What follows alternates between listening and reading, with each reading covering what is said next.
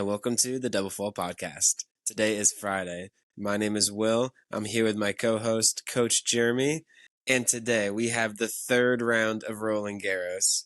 Some notable storylines to first quickly recap the first couple rounds because we haven't talked yet this tournament. We have the great Rafael Nadal getting his celebration, Federer, Djokovic, Murray, the big four all there to congratulate Rafa on a hell of a career, some record-breaking performances at Roland Garros. He is the king of clay. He was cemented on the court. Philippe Chatrier, how do you say it? Well, With the ceremonial. the reason that you're like, who is he? Like Philippe Chatrier on Nothing I just couldn't Major. pronounce it.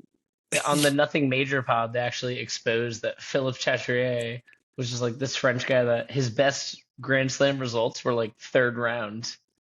Oh, really? They should honestly just Yeah. name it. They should just name it after Name Rafa. it To be honest, Monfils. No, Monfils would be good. yeah, Monfils has been entertaining Joe Wilfried everybody. Tsonga. Yeah, Yeah, Monfils would be a good one. He put up an absolute show against Draper today. He continues to entertain. I thought also Kyle another Monfils Frenchman. Stadium. Another Yeah. Frenchman who retired at this tournament, Richard Gasquet. He kind of got waxed by Sinner as expected, but he did get an upset win in the first round, so I thought that was a great moment for him to go out and hell of a career. He is a legend. Absolutely beautiful one-hander. So I always loved watching Gasquet play. If Gasquet wanted to, he could have retired like 5 years ago, Oh, yeah. so long ago. He's had such a storied career. I mean, a classic, junior number one in the world, comes up facing the best of the best, top 10 talent for a lot of his career. Props to Richard Gasquet. Yeah, he was one of those guys that came up. The way he grips his racket is like super insane.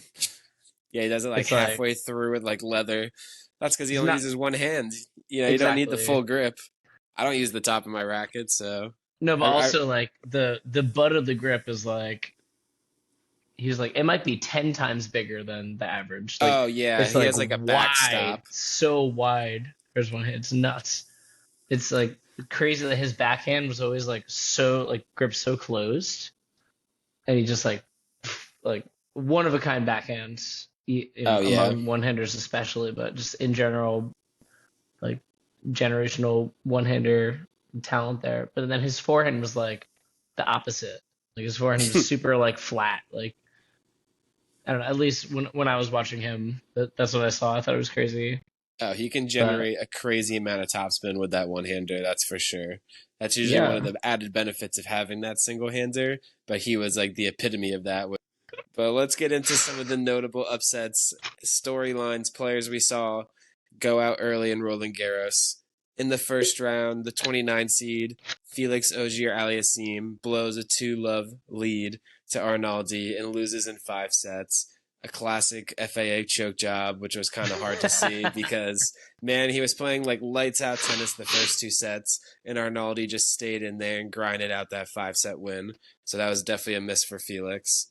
And then a very notable upset, 18 seed Francisco Cerundolo loses in straight sets to Diallo.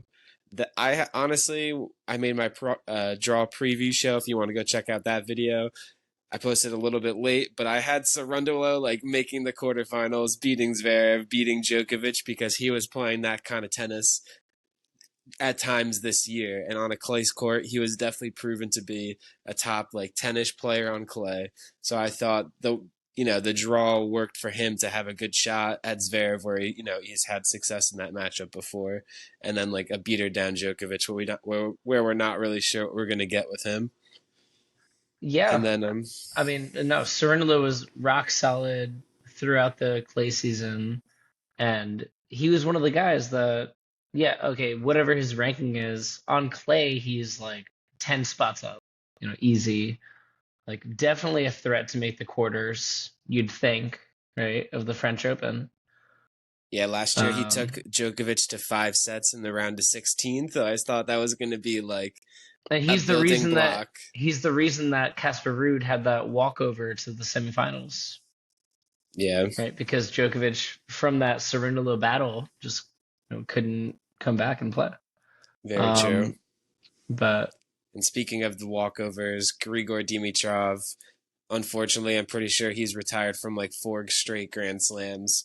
So Grigor's body has been failing him recently. He gave the bummer. walkover win to Ethan Quinn. Definitely a bummer.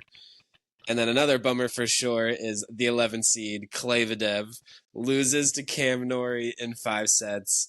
That might have been the death of Klavidev, to be honest. That was not high hopes going in for Daniil on the clay, but definitely a first round loss is, he lost a lot of points there and not expected for someone of his caliber.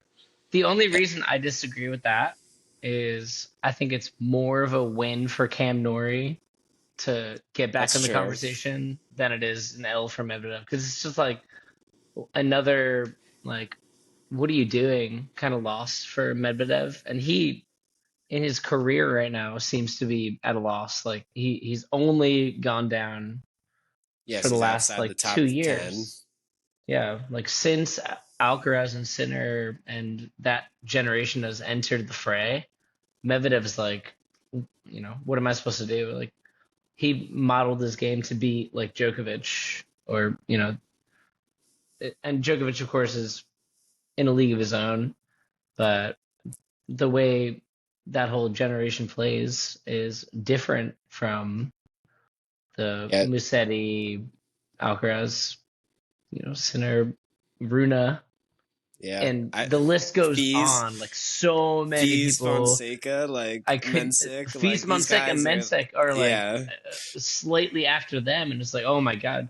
But it's like, eventually, I yeah, think looking back, we're gonna lump them all in the same like explosive generation, like just limitless potential. I agree. I, Um, I like that take for sure, and I like that what you said about Medvedev, like being adapted to beat Djokovic, because for like a 4-year, 5-year span there, like post Federer and Nadal, it was like only Djokovic where he was like standing in the way for majors, where it was kind of like they rotated between Medvedev, Tsitsipas team, like who can Zverev, take Zverev has Zverev, always been in like it. Yeah, they all got their cracks at Novak, but finishing up the first round, though, another disappointing retirement from Thomas Mahach, 21 seed in the first round to Halys. His body is always, lets him down, even though I think he does have that, top level of tennis. And then his own quarter to his name, Taylor Fritz, the American, the number 4 seed, first round loss to Daniel Outmaier in 4 sets. Clearly gets taken down. Honestly, a lot of injury concerns all year. He has not built upon his results from last year at the end of the year. It was U.S. Open finals run and ATP finals run. So definitely a disappointing loss for Clayler. So he actually lost the 4 seed to Draper. So that's going to be really hard for him to get back. And him defending those U.S. Open finals points is going to be a major point in his season. So hopefully he can find his form and be healthy going into those major tournaments, because the end of the year is going to be super important for Fritz. Moving on to the second round, a lot of big names went out. De Minaur, the 9 seed, surprising loss to Bublik in 5 sets. Bublik out of nowhere just crafted that top tier tennis. His variety on clay showed, and he took out Demon in the second round. All right, so here comes a deep cut. Ready? Double fault fans. Deep cut. One of the first episodes we ever did was Bublik as a seed, right? For the first time in his career, he was like the 30 seed, and he got upset by who at the Australian Open in 2024? Friend of the podcast, Sumit Nagal. From seemingly from then on, Sasha Bublik's career has just been a one-way trajectory. All of a sudden, he finds himself. What is he, like 70? Yeah, I'm not sure. At best, I don't know. Right now, he's like 60s, 70s at best in the world right now. He's openly admitted that clay is his least favorite surface. Yeah, he doesn't really have the play style to grind out long points, but he beat De Minaur. So what do you mean? You would think, yeah, but what you would He think beat that De would Minaur, be the Demons. ultimate grinder. Yeah, true. Like Like if you think like, oh, who's gonna be able to grind out points like best in the world right now, you'd put Demon right up there. Definitely. So Bublik came with some Big, inspired tennis this tournament, and honestly love it. Maybe people should start taking a page out of Bublik's playbook because he's had terrible results, but he seems like the most rested player. All these people haven't like Humbert, yeah, at this Ruud was point, injured, speaking of Dimitrov Ruud, got he lost to upset. Borges in four seeds. Yeah, Yeah, let me run four through sets. these. No, but Yeah, let me run. I was just saying though, all these people not being well rested enough for the tournament. 3 out of 5 is a different animal, and Yeah, especially at this point in the clay season, after like three grueling 1000s, like Barcelona, Hamburg, like these players gonna have been manage like, your schedule. yeah, like it's an absolutely grueling 2 3 months just to get to the slam, and then like this summer is a long season as well. So these guys, they don't get any days off. So it's a grueling, physical, long tennis season, and I love to watch it. So I appreciate their hard work. To They be need honest. results because they're not getting paid if they don't win. Yeah, and you touched upon Ugo and Bear. He did have the retirement against Fernley. Casper Ruud, the 7 seed, also had a left knee injury he touched upon. He had a 4-set loss to Nuno Borges. Disappointing loss for Jakob Mensik to Roja and I think that's how you pronounce it. I turned that on at 6:30 this morning. And what this is one another thing I love about the French Open, that it's like I'm up like way too early. There's nothing in. Oh wait, French Open's gonna be on. Yeah. So I tuned in, and Mensik found himself in the fifth set with Roca, let's say, Hmm. and I had never heard of this guy from Yeah. Portugal, and he was up a break and just played the best service game I've ever seen in my life. And like after every point, he was just so fired up, getting the crowd involved. Like As a dog, you got to get the crowd involved and incredible. just live That in was the moment. incredible. Yeah. Yeah. Look out for him. Yeah. That's what I love about Yeah, we could definitely the get sport into of his tennis in matchup when general. we go into the round three stuff for sure. All right, But let's go. then another disappointing loss for our fan favorite podcast hopeful. Hopefully, can come on one day. Denis Chat. Shapovalov, 27 seed, loses to Misalic in 5 sets. Came back from 2 sets love. I thought he had it. He couldn't get the break back in the fifth, and Shapo goes out in the second round. Still searching to find that ATP Dallas form, but hopefully soon he can Yeah. recover close to his top level. No, I think he's that match was just an example of how slim the margins can be, especially when you get down to a tiebreaker. It's literally 1 or 2 points can separate winning that set or losing that set. yeah, So these guys are so good on serve. Like if you give up a cheap break or like it's so hard to get it back sometimes, especially when they're like super locked in, focused on serve and playing well. Like it's very difficult to, sits like another guy, Stefanos Tsitsipas, the 20 seed. He loses to Gigante in 4 sets. He was 0 for 8 on break points in the fourth set. 2 for 13 on breakpoints in the entire match. And Stefanos, he just dropped from number 20 in the live rankings to 26 in the live oh, rankings. oh When have you ever seen Stefanos Tsitsipas outside the top 10, outside the top 15? Like never. the last time he I was, wasn't seeing his ranking before I saw him inside the top 10, and yeah. 15, okay, at worst, but that's crazy, Yeah, man. like the last time he was 26 in the world was probably when he was like 18 or 17, like something Yeah. ridiculous like that.